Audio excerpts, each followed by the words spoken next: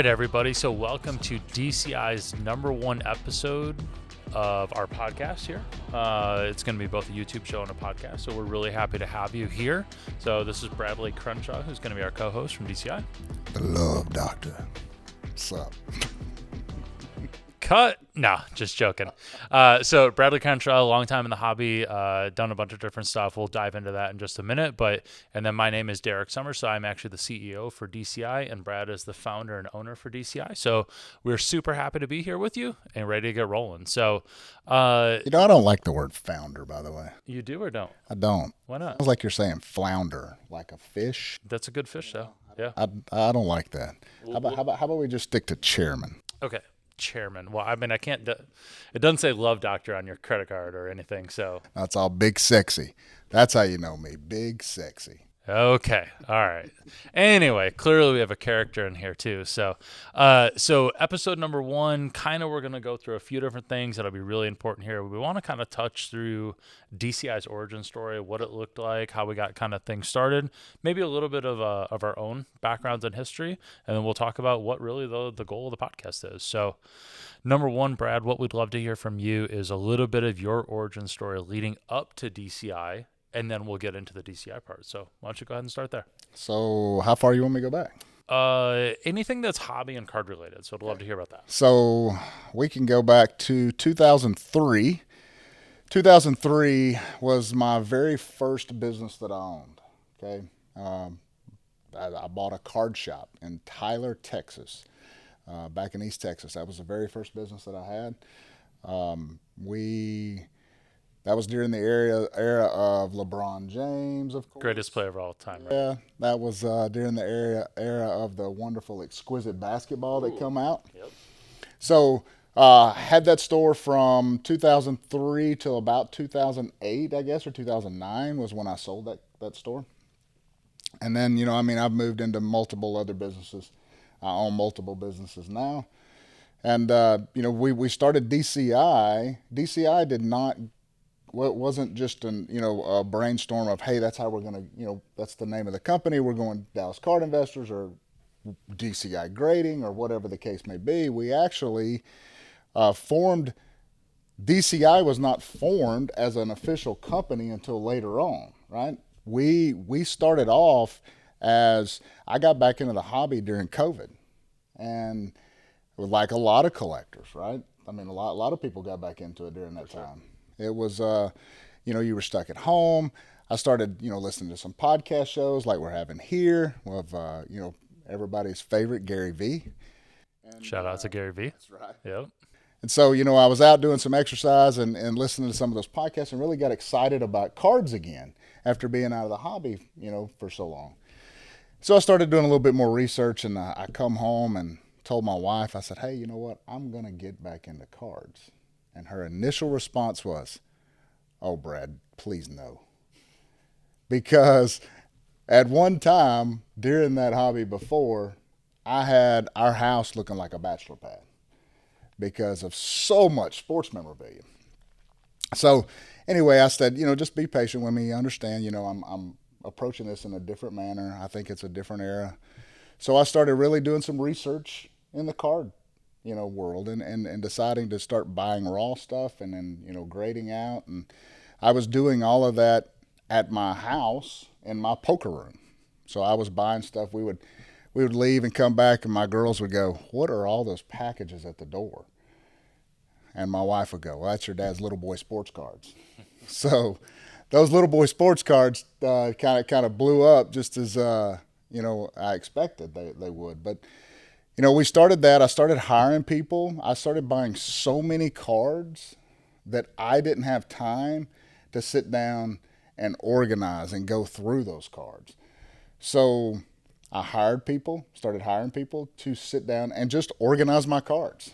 Look over my cards. I started teaching them what to look for, having the back history of the shop and things along those lines. I knew how to look over and grade a card. And so I started, teaching the other people in the office how to go through, how to look at the cards, how to, determine what we should submit for grading. And so during that process, just kind of kept, expanding and expanding more.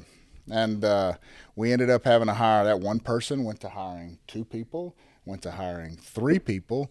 And then you and I met actually during that time too. We met I'd went to my first card show that I had been to in ages. And sitting next to me was a guy that worked at a local card shop. I actually took one of my employees from one of my other businesses to come help me at that show. But sitting next to me was a guy that worked at a local card shop. And behind him was Jason and his buddy. Gotcha. And that's where I initially met Jason. Yep. But we got to talking. I ended up hiring the guy from that card shop coming to work for me to help sort cards and go through that stuff. And then as we continued to grow, I ended up bringing Jason on. And I'm going to pause you for 1 second just so everyone knows. So Jason Dardick is the head grader for DCI. Long-time sports hobby knowledge. Been grading for a long time on his own before this, and will definitely be a guest on the podcast as well. So I just want everyone to know about that. So keep going. So anyway, we bring Jason on. We continue to grow. You and I met through the reason that Derek and I really crossed paths was because I'd went to that show and noticed that there was a lot of dealers in there that had these boxes of single cards, and they were getting $1 to $5 and $10 a card. And so I just walked over to him one day and I asked one of them, I said, where do you get all this volume? Because the way that we got volume like that before was we opened the packs of cards ourselves, sure, or we bought out a big collection. And the guy goes, I get them from breakers. And I was like, well, what the heck's a breaker? I had no idea what that was. Yeah. I'd been out of the hobby for so long that breaking at the magnitude that it is now Huge. Was there was none of that. Yeah. And so I started reaching out. I think it was through a Discord channel. Correct. That you and I made connection, and I bought into one of your breaks just to try it out. And then you and I got to talking, and I mentioned I wanted to buy those cards. Could you sell me in bulk? Yep. And I believe it was somewhere around, I said I'd pay $0.05 a card. Correct. Yep. And you 5 were cents like, a card. You were like, $0.05 a card? Sure. Well, how many do you want? Right. I think I shipped out 50,000 cards the first run. So, yep. So that made it to where I had to hire more people to sort stuff. And then Derek and I got into conversations, and we started talking about business and how we can grow and how we could do different things in the hobby. And Derek started bringing up some good things along our buyers program and really got me to thinking outside of the box, out of not just as a collector and as a submitter myself, that we could actually probably take this to another level. Yeah. And then we developed our relationships with PSA and BGS, of course, we had those. And then we become one of the larger group submitters for individuals out there. And then we had that relationship where we were flying everything out to California. We were doing all the submitting. We were flying back out picking up orders. We were local here, so we were handling all the BGS stuff. Then we kind of moved into another step, didn't we? Yeah, that's for sure. That was March of 2020, right? That was when we took that first step? Yep. Cool. We decided, we were so good at review of cards, judging by the data we were getting back from the grading companies based on the cards that we were recommending to be submitted, that we decided we would just start doing our actual grading of the cards and assessing it with a numerical grade. Sure.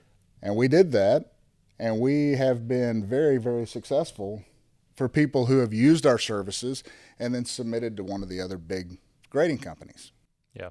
What kind of accuracy were you seeing at the time? 96% accuracy.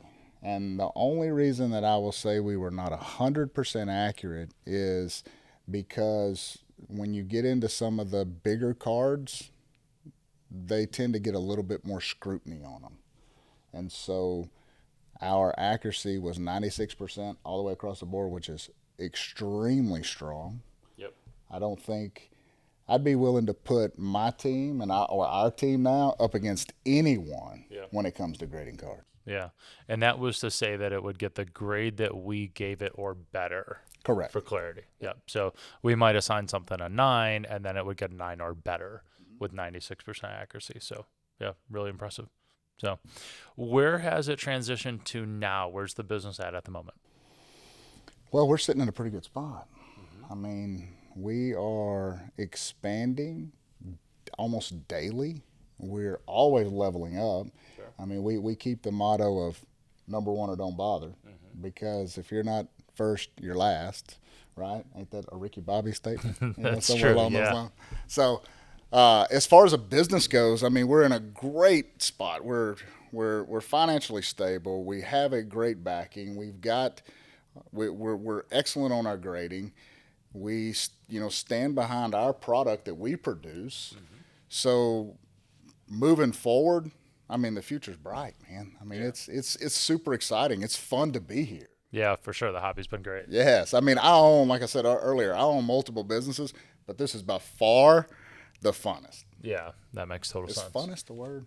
Yeah, it's Fun, on the funnest, border. More fun, most fun. Yeah, but pretty close. Yeah, you're right on the border for that. So, so as Brad said, that's how him and I met, which was really, really good. I had been in the hobby as a kid, so similar to, I didn't own a store in 2003, but similarly, I'd been in the hobby as a kid. I'd been a collector. Shout out to 1987 Topps, Bo Jackson. Love that. That was kind of my time period. And then I got out of it like most people did for a while from my childhood, and then came back in as COVID kind of hit. So 2003, you brought up about Exquisite, LeBron James, all that that was phenomenal.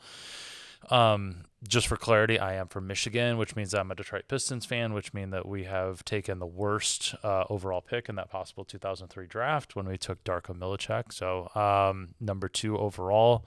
So that, LeBron, Darko, great choice. Dwayne Wade, Carmelo Anthony, some of those other ones. So that's my shout out to 2003, but I wasn't in the hobby at that point, so I didn't take any losses on Darko. But as we transitioned into you and I meeting and starting to work together and stuff like that, the company, as you said, has really, really grown.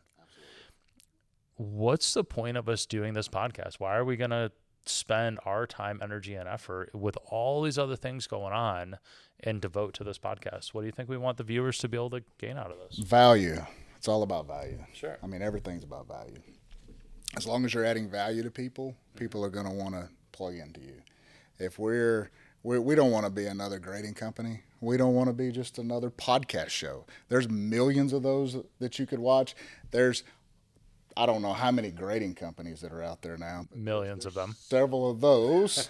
And we want to provide value, and we want to do something different for the hobby.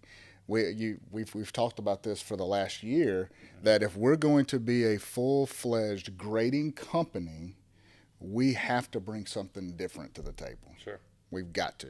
Yeah. We cannot just start getting these plastic holders and, some companies glue them or get a machine or whatever the case may be and just start slabbing cards. Just because we're really good at our RCRs right now doesn't mean that we should just jump into that slab. Yeah. We need to add something different. Yep. And I believe we are, right? 100%. So, yeah, a lot of stuff coming. I actually looked up today. There's been almost 1,000 cards, DCI graded cards that have been sold on eBay. So you can get out there, you can see some of those comps. So that's been really impressive to see for a young company, right? That hasn't been around for that long in this space specifically, and being able to get that out there. There's, I think DCI graded nearly 30,000 cards over the course of last year. A lot of those, as we said, were driven off the intentionality of grading so that they could go to a different company with that accuracy rate. Correct. Totally get that. But now you're seeing more and more and more items coming up through sale, through eBay being our biggest market source. You're seeing a lot of that out there. So that's positive. That's good for the hobby too. Absolutely. Yeah, I mean, you are right. A lot of people did use our services to, submit to the other grading companies, just because we do have that accuracy rating. Yeah. But although over the last 2 years, we have created a base of people who really enjoy DCI. 100%. And they are holding their RCRs, waiting for the moment that we actually release our value-added transparency slab. For sure. Can't wait to see that. And that is something that we're going to talk about coming up on episode 2 for DCI's podcast. So thank you again for joining us, tuning in. For Brad, from Derek, we appreciate you all and talk to you soon. Big Sexy out.